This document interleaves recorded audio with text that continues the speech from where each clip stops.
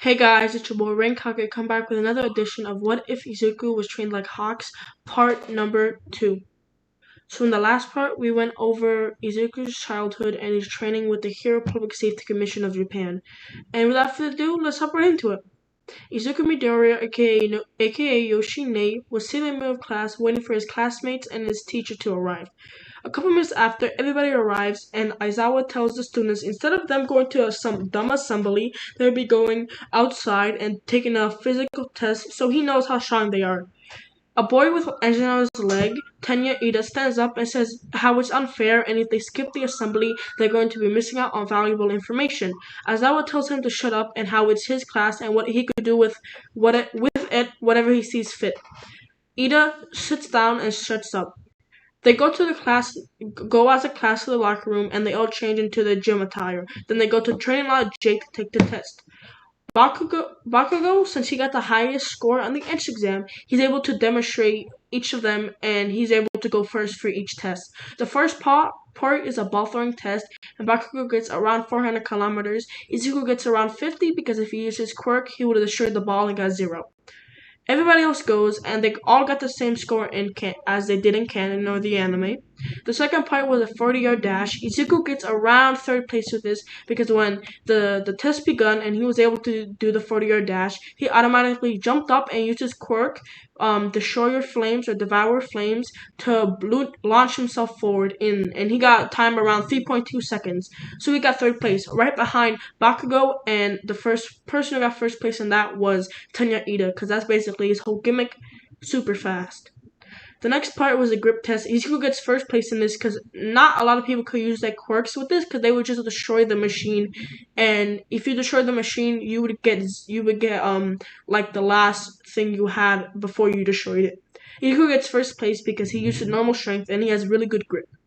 The next part was a bunch of stamina drills, and Izuku gets a decent score in all of them. He gets around 7th place in the whole exam, and Mineta gets expelled because he got the lowest score, and Bakugo gets first place because he did really good in all of them. He got the top 3 in all of them.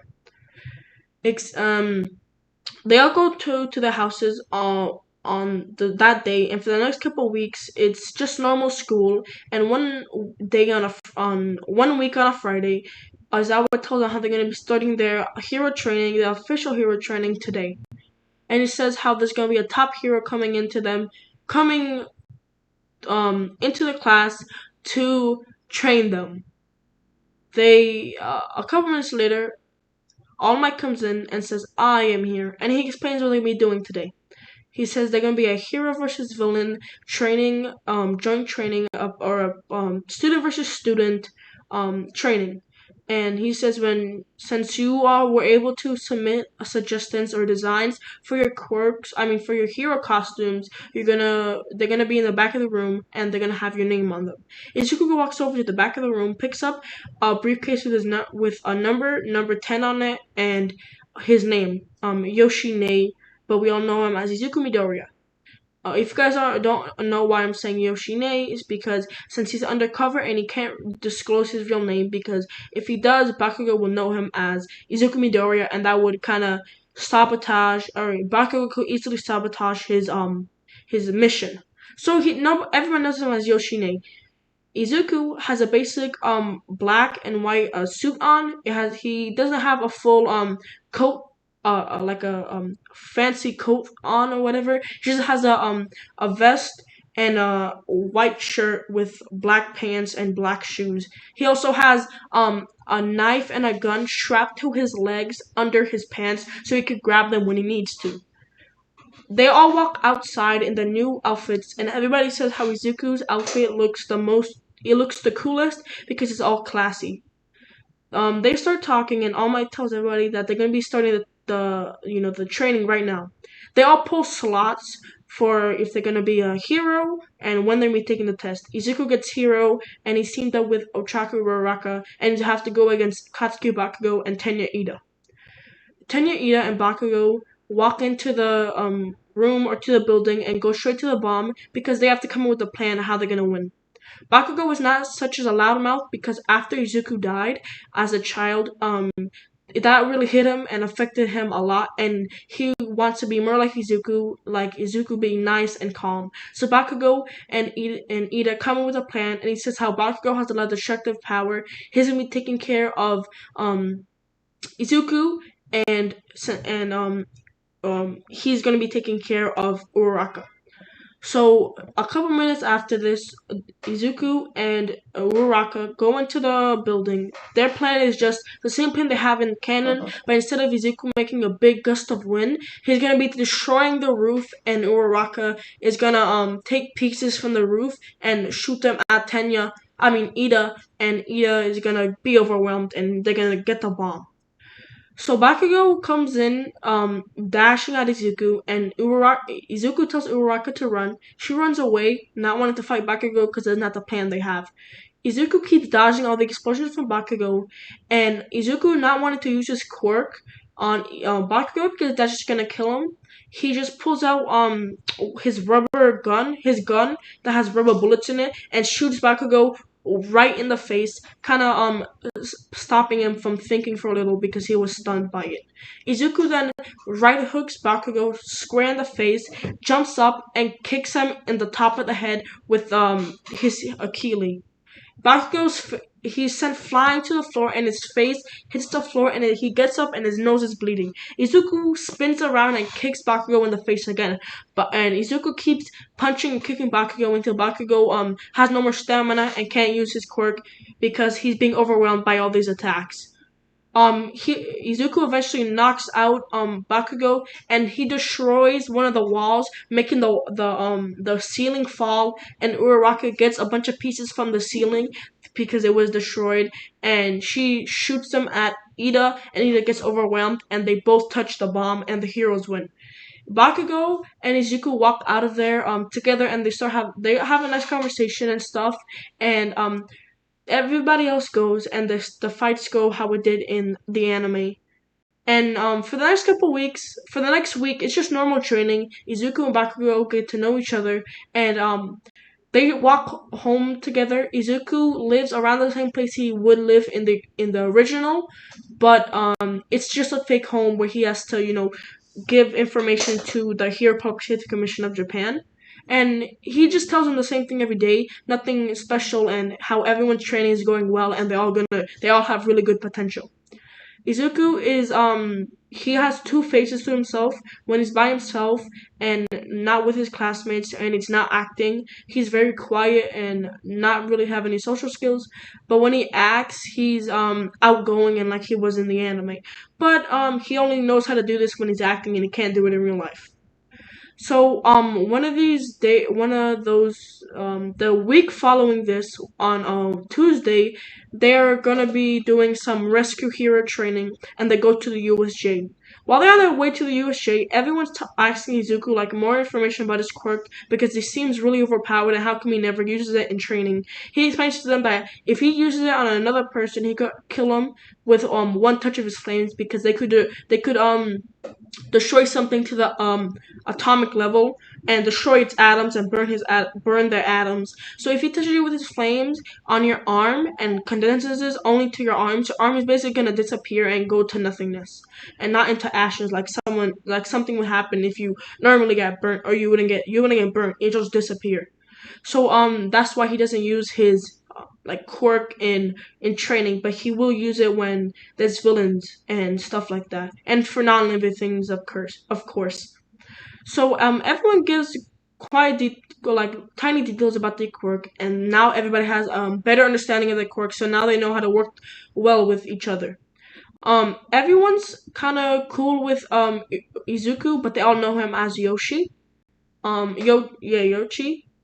So Izuku's very in particularly like close with Uraraka, Ida, and Bakugo. He's very close with Bakugo because they're very much alike. They're like the same person because Bakugo wants to be more like Izuku after Izuku died during their childhood. So he kind of took the niceness and the charisma and the kind of the awkwardness that Izuku had in the anime, but now Bakugo has it. So just imagine Izuku's personality with Bakugo's face and quirk. And Uraraka is the same person, and Ida is as well. When they get to the USJ, they all walk in and they are greeted by 13. 13 explains to them what they'll be doing and explains the whole USJ and how everyone's saying how it's really cool and really high tech. Out of nowhere, purple portal comes in into the middle of the USJ, and a bunch of people walk out. Everyone thinking that it's just a fake villain attack. But they all look at Aizawa and he's kind of freezed up and kind of looking mad. And they see 13 getting ready to use her quirk. And they're thinking, wait, is this not fake? Zawa tells everyone to get out of here, but then a purple aura goes behind the students, and I don't know where they all get teleported to different locations. Izuku gets teleported under the water, and a shark man comes to attack him. But Izuku pulls out his knife, grabs the shark guy by his mouth, and stabs the shark guy in the body. Pulls his knife out, and Ao Asui, or yeah, the frog girl saves him and pulls him out of the water, putting him onto the yacht. Then they discuss plans to get out of this, and since Izuku can't make big gust of wind like he does in the original because he doesn't have one for all, um, they decide that they're just gonna launch themselves out of there with Asui's tongue. They get out of there, and when they land on the floor right out of the water. The Nomu and Shigaraki's right there. And they see Aizawa fighting a bunch of villains, and Aizawa's about to get punched by the Nomu, but Izuku jumps in, grabs the Nomu by the hand, and uses his the Devour Flames and kind of destroys the makes the arm of the Nomu disappear, but it reappears after a couple seconds. The Nomu is ordered to kill Izuku because they were all told about Izuku and how there's a really strong spy in you know in this class and how he has a flame quirk. So Nomu is sent to kill Izuku because they thinking he's the spy. So Izuku keeps evading the Nomu's attack just by pure luck. Now he's not evading them by much. He's evading them by like a couple centimeters. Izuku gets tired of evading and knows that he can't keep it on forever, and he's just stalling for a pro hero to come in. Izuku says they're not coming. He thinks they're not coming fast enough, and if he keeps this up, he's gonna die.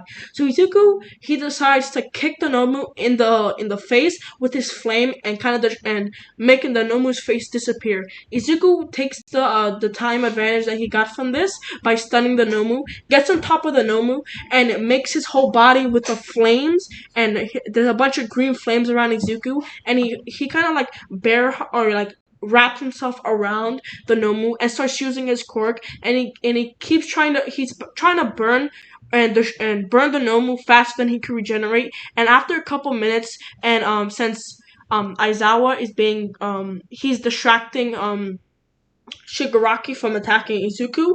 Izuku somehow defeats the Nomu just by his quirk basically counters every villain because he could just destroy them. If they don't have regeneration like the Nomu did, Izuku could have just killed them with one touch on the top of the head. If Izuku just touched the Nomu on top of the head with his quirk and would have just killed them like that. So Izuku he faints once he gets off of the Nomu because he's very tired from using his quirk that much because he only could do that like once a day with blacking out. Izuku wakes up and next to the recover lady or the recover girl, and he goes back to class, and they were all interviewed on the USJ attack, and Izuku was told by the Hero Public Safety Commission that how the UA thinks there's a spy in the class, and he has to spy on all of his classmates even more, and not just to see how their training's going, but to see who's the spy. So for the next couple of weeks, Izuku makes a list of who could the spy be, and he comes up with two possibilities: Invisible Girl and the Beam guy. The reason he thinks it's these two people because Invisible Girl, her quirk would be amazing for this because when in a hero costume, she regularly goes completely invisible, and you can't know if she's in class if she doesn't have clothing on. So she could just go to the bathroom, take off all her clothing, and you could think she's back. And She's probably the person giving the information to the League of Villains or these villains.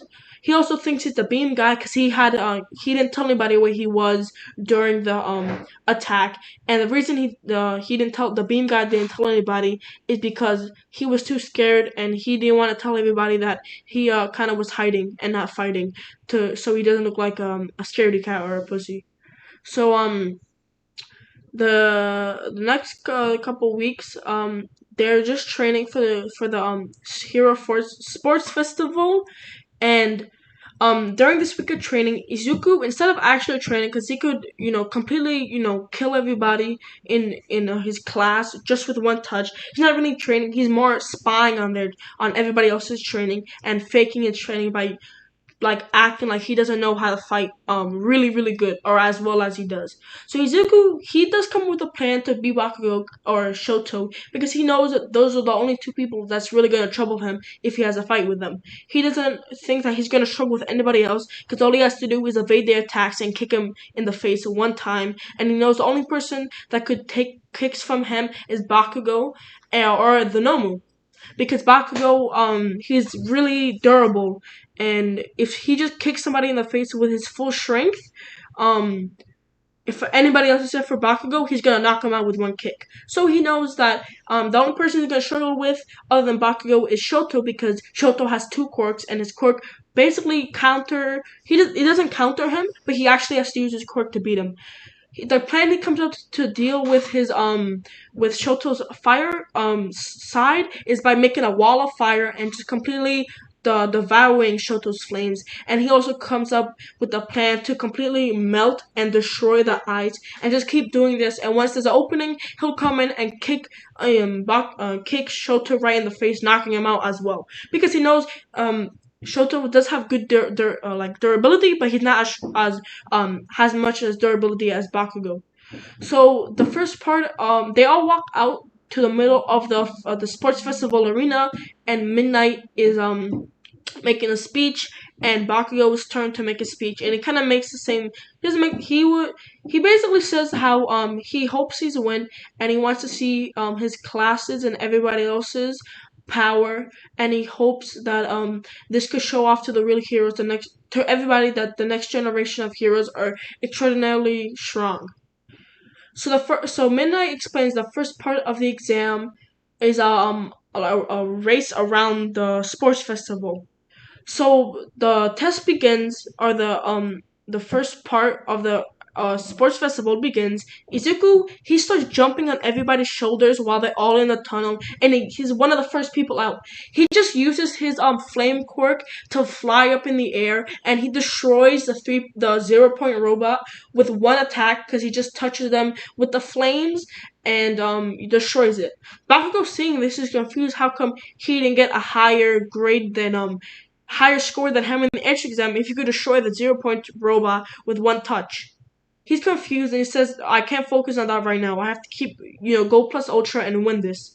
So Izuku and Bakugo are kind of head to head, and they don't see Shoto Todoroki under them because they're both looking at each other, trying to, fly faster than each other. So nothing really. The whole thing during the whole lap around the sports festival, it's just Bakugo, Shoto, and Izuku trying to win and trying to go faster every time.